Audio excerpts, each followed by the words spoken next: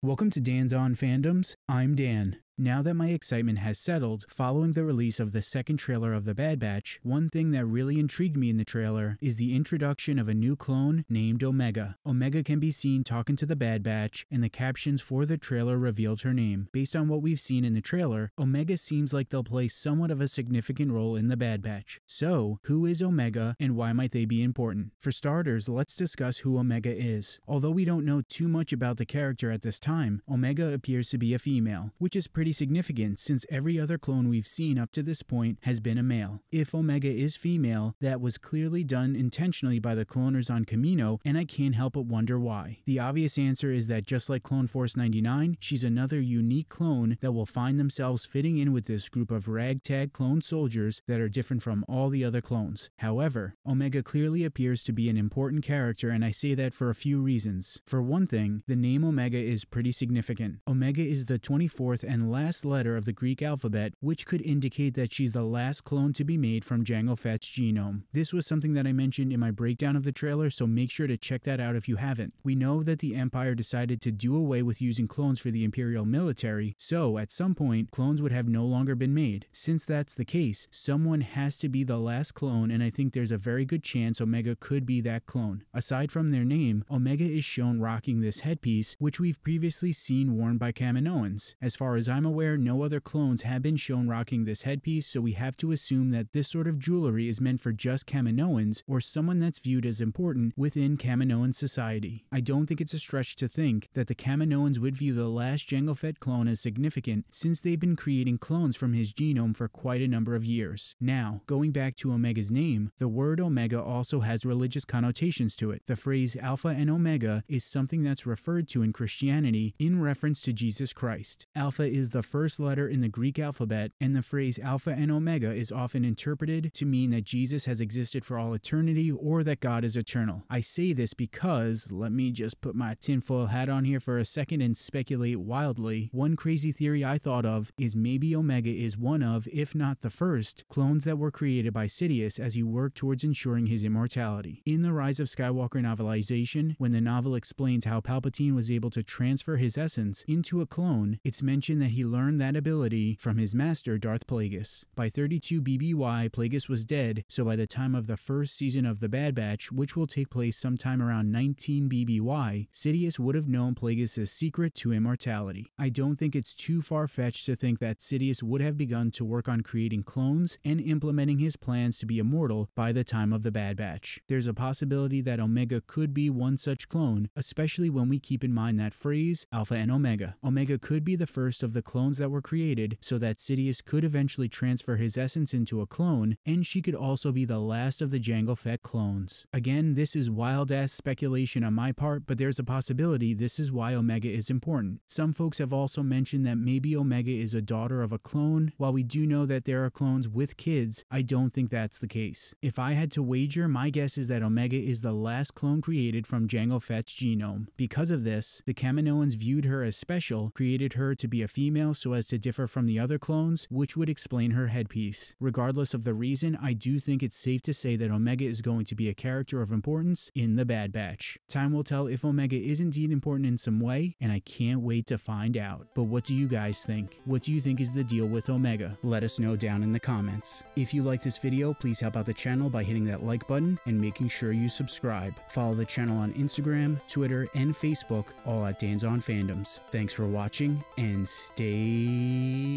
nerdy.